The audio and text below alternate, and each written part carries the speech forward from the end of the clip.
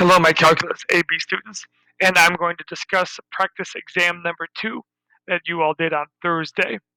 So you're given a table of values for the function f prime. Select values at 0, 2, 3, and 5, where we know that f prime is increasing and twice differentiable.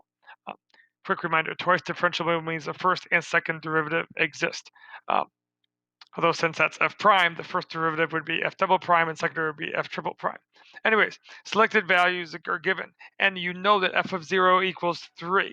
All right, so once again, you could probably guess there's going to be a fundamental theorem calculus problem somewhere because you have something about a derivative and a point on the graph. You can find other points on the graph. Anyways, we'll get there later. To start with, now part A, I know I think that confused some students because it was a mean value theorem problem, but it was asked differently than you're used to seeing. So again, this is what happens sometimes. I ask you a question using a skill you've used before, but they might throw a little curveball in it, ask it a different way. You just have to know how to adjust. So it says for f prime, the conditions of the mean value theorem are met on the interval 0 to 3. So you know that those conditions are met. The conclusion mean value theorem over the interval 0 to 3 for f prime of x is satisfied at c equals 1. Find f double prime at c. So you know that the conditions are met at 1. Now we don't know anything about f prime at 1, okay? But we know that the conditions are met and at some point between 0 and 3. So what that means is that the mean value theorem says that the second derivative, right, the derivative of f prime, the second derivative at c is equal to the slope between the endpoints. In this case, the slope between 0 and 3. So that's what you have to do. You have to find the slope of f prime between 0 and 3. The slope of f prime between 0 and 3 using the values from the table. That is 5/3. All right, so since the mean value theorem is satisfied at 1, that means that the second derivative at 1 equals 5/3. Okay, so it was a mean value theorem problem, but again, it asked a little differently. But basically, anytime you have a mean value theorem, just know you're going to have to find the slope between the endpoints on that interval. Okay, so since they gave you 0 to 3, the easiest thing to do is just, all right, find the slope of f prime between 0 and 3. So 2 points for there. 1 point for finding the slope, and then 1 point for stating the answer with the mean value theorem. Okay.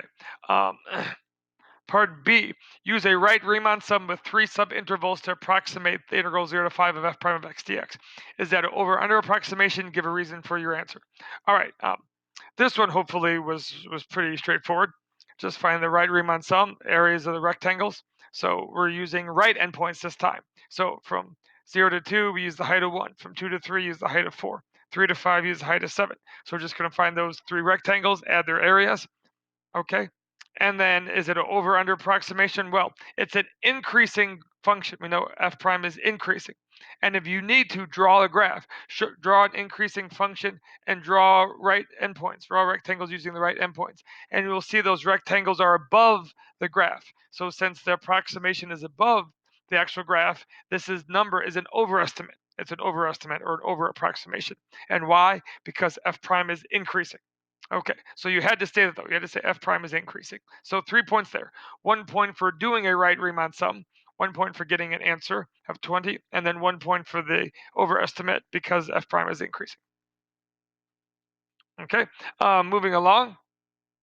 Question C.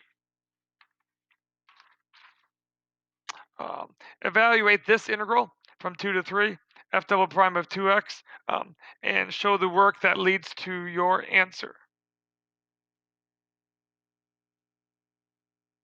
Okay. So this is an integration problem, and but because there's an inside function here, we're going to do integration by U substitution. So here we go. So that's where I started there. You start with this integral. Let the inside function u be 2x minus 1.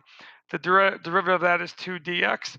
And then you plug in 2 and 3, and you get 3 and 5. So don't forget to change the limits of integration, right? If you're changing these to x values, to u values. These here also have to go from x values to u values. So I need to multiply by 2 inside, so I put a 1/2 out front. So my new integral becomes 1/2 integral 3 to 5 f double prime of u du. Okay, now we do the antiderivative of f double prime is f prime of u. So then plug in 5 and 3 and subtract. So it's 1/2 f prime of 3 minus, I'm sorry, f prime of 5 minus f prime of 3. Get those values from the table, 7 and 4, and you end up with 3 halves. 3 halves. All right. So um, this was 3 points there. Okay. Um, 1 point for doing the U substitution, 1 point for the antiderivative, and 1 point for the answer. Okay. Now, technically, you didn't have to do U substitution, by the way. You could have left this as 2x minus 1 and just put the 1/2, done the answer of f prime of 2x, double prime of 2x minus 1 as f prime of 2x minus 1, put a 1/2 out front, kept this as 3 and 2. You still would have ended up with f prime of 5 minus f prime of 3. Okay, so you didn't have to do the U substitution. You could have sort of done the U substitution in your head. But my suggestion when you see something like this is to write it out with U substitution. I personally think it's easier that way. Okay, so there was 3 points for part C. Part D, all right, we had a problem similar to this on the first practice exam. Okay, so hopefully that kind of helped you know what to do. All right, it says it is known that this limit can be evaluated using L'Hopital's rule. So that means you know it's indeterminate form. The integral, I'm sorry, the limit's either going to be 0 over 0 or infinity over infinity. In this case, it's 0 over 0. Find this limit and show the work that leads to your answer. So well, we know the denominator, we know f prime of 0 is -1. So plug in -1, we get 0 in the denominator. That means that the numerator limit must be 0 as well. Numerator limit must be 0. So the first thing we want to do, again, since we know we're told to use L'Hopital's rule, we want to set the limit of the numerator equal to 0. Okay, and plug in 0 for x, you get 4e to the 6 minus 2 times f of 0 from the table. I'm sorry, not the table. I'm sorry, you're given in the prob at the beginning f of 0 is 3. I'm sorry, that's where that 3 came from. You know f of 0 is 3, and then minus f double prime of 0. This is what you don't know, and this is what you need for the second part. So you need to solve for f double prime of 0. So set this all equal to 0, solve, and you get f double prime of 0 is 4. Okay, now we can actually use L'Hopital's rule. So L'Hopital's rule, remember, you do the derivative of the numerator over the derivative of the denominator. So do the derivative of this, and you get here. Do the derivative of this, you get here. Now be careful with the chain rule, right? You have to do the chain rule, both of these. It's 4e to the u times du. So 4e to the u, and then this is your du. Minus, and the derivative of f double prime of x squared is f triple prime of x squared times 2x. Okay, and then derivative of the denominator is f double prime of x. Okay, now plug in 0 for x and see what you get. You get -8 e to the 0 times f prime of 0. This value you can get from the table. We don't know f triple prime of 0, but that's okay because it's being multiplied by 0, so that goes away. F double prime of 0, this is what you got from the first answer, from the first part, I should say, and that's 4. So you end up with 8 over 4, which is 2. So the final answer there is 2. So that was 4 points total. 1 point for setting the numerator equal to 0 and solving for f double prime 0. Okay. 1 point for doing L'Hopital's rule. A second point for doing these derivatives using the chain rule correct with these derivatives. So there was 2 points for all this together, and then 1 point for getting an answer of 8 over 4 or 2. All right. E. Let's go on to part E next.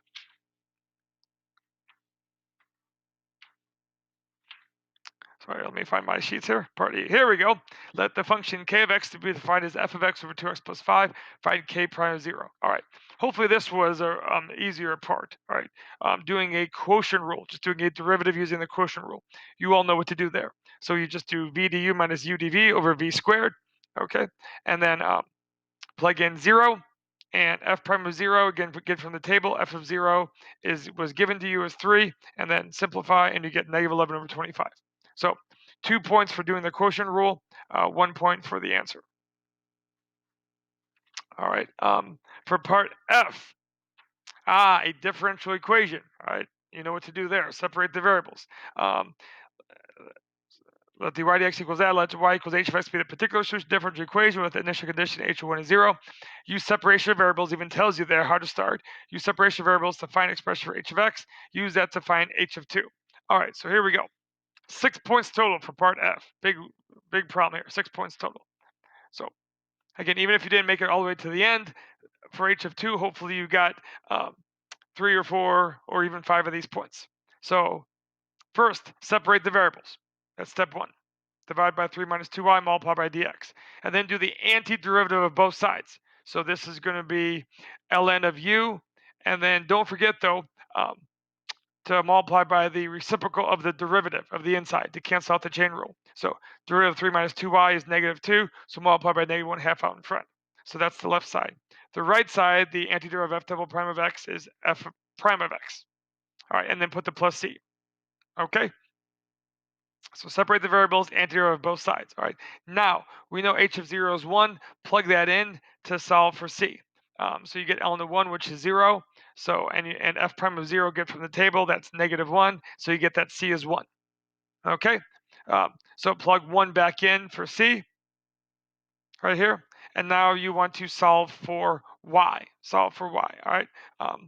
Now we got this f prime of x here. Don't worry about that. Your answer will be in terms of f prime of x, but when you find the value at 2, you can plug it in and get a number there. So anyways, solve for y. Multiply both sides by negative 2. You get that. And then put both sides of the exponent of e, and you get 3 minus 2y equals e to this. And then solve for y. Subtract this. Subtract the 2y, divide by 2, and you get this. Y equals that, and that is your h of x. That is your solution.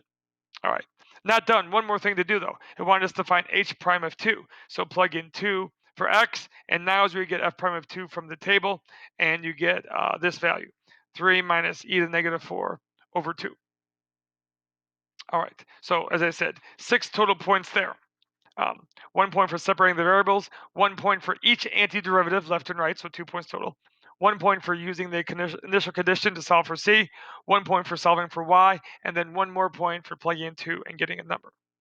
All right, so that was 15 points total, I believe, on question 1.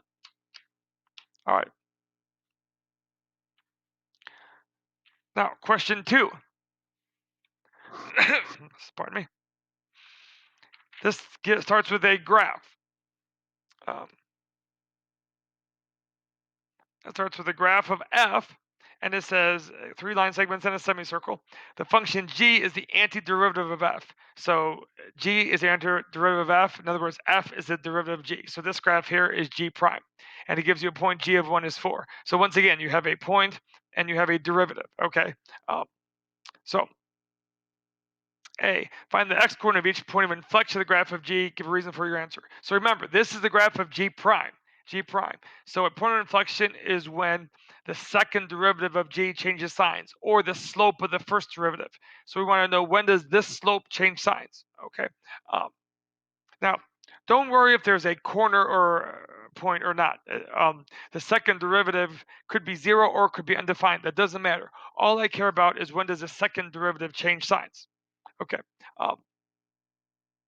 So anyways, first thing you had to do was you had to note somewhere that the graph of f was g prime. The graph of f was g prime. Make sure you note that. All right. And then at g has points of inflection. Well, when does this change slopes? Well, it's decreasing, increasing, decreasing, increasing. So it'd be here, here, and here. So at x equals 0, x equals 1, and x equals 3. So there you go. So g has points of inflections at 0, 1, and 3. And why? You had to say something about the slope of f, or the slope of g prime, same thing, the slope changing signs at those values. Or you could say that f or g prime changes from increasing to decreasing, or decreasing to increasing. So something about f or g prime, either the slope changing signs or the changing from increasing to decreasing, or vice versa. At 0, 1, and 3. Those were your 3 inflection points. All right. B, find the minimum value of g on the closed interval. Justify your answer. All right. Here's where we're going to use the fundamental theorem of calculus, with the candidates test. Right. So minimum or maximum, we know to check critical points and endpoints. Critical points is when the derivative is 0. Well, this is the graph of g prime. So when is this 0? At -4, 1, and 5. So there's your critical points, -4, 1, and 5. And -4 was also an endpoint, so we're going to check that anyways. So now, I want to find the value of g at the critical points and the endpoints. So plug in -4, 1, 5, and 7 into g. And this we're using the fundamental theorem of calculus. G of -4 is going to be g of 1 plus the integral from 1 to -4 of f of x dx. And this integral you get from the area under the graph. You get from the area under the graph. So now be careful, this integral is backwards, right? It's 1 to -4. So I want to find the area under the graph from -4 to 1. All right. It's -5. it's -5. Okay, but because I want to flip it around, I'm going to do the opposite. I'm going to really add 5. So 4 plus 5 is 9. Okay. G of 1 is 4. That was given. G of 5 is 4 plus integral from 1 to 5 f of x dx. So once again, I'm going to add the area under the graph from 1 to 5. That is this semicircle. Now, since it's below the x-axis, you're going to subtract it. So 4 minus 2 pi. And then G of 7 is going to be this, plus we're going to add that triangle there. So it's going to be 6 minus 2 pi. 6 minus 2 pi. So there are your values. It wants to know the minimum. What's the smallest value? The smallest value there is right there, 4 minus 2 pi. So the minimum value, remember, they want the y value. The minimum value is the y, not the x. Minimum value is 4 minus 2 pi. It occurs when x equals 5. All right, so 4 points there. 1 point for the finding the critical points. 2 points for doing the candidates test. 1 point for checking the critical points. 1 point for checking the endpoints, and then 1 point for your final answer there of the minimum. All right. Part C.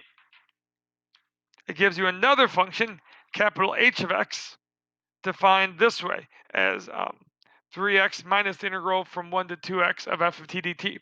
Find h prime of -1 and h double prime of -1. So the first and second derivatives of h. Okay, so if h of x is defined this way, to find the derivative, well, derivative 3x is 3, of course. To find this derivative, remember, use the fundamental theorem of calculus. The derivative of the integral is the function inside. The function stays the same. However, because it's not a constant to x, it's a constant to 2x, we're going to plug 2x inside and do the chain rule, multiplied by the derivative of 2x, which is where that 2 comes from. So again, you plug in 2x for t, and then multiply by the derivative of 2x, or 2. Okay, so it's 3 minus 2 times f of 2x. And then plug in -1, 3 minus 2 times f of -2, and you just get that value from the graph, and you get 3 minus 2 times -1, and you get 5. All right.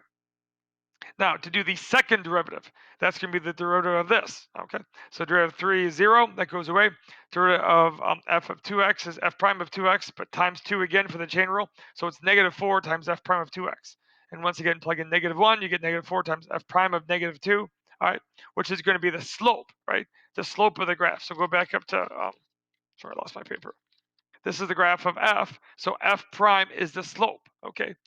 So what's the slope of -1? The slope of this little line here is 2. So that's where that,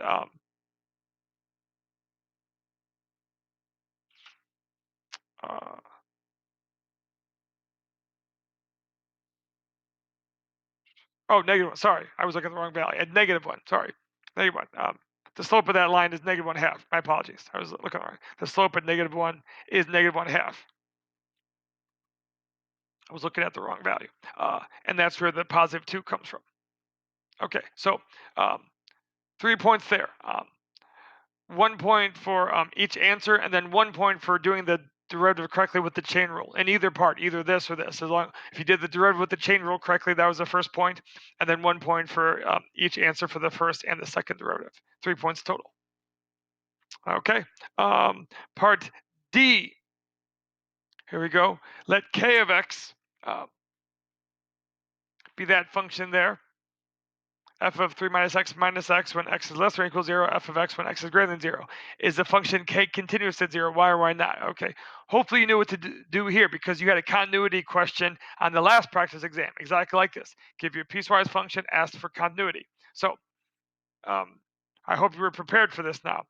To check continuity, we know we have to find 3 things. And let me find real quick your stuff to know sheet. Remember, you have to show that the two-side limit exists, that the function exists, and those two values are equal. That's how we check for continuity.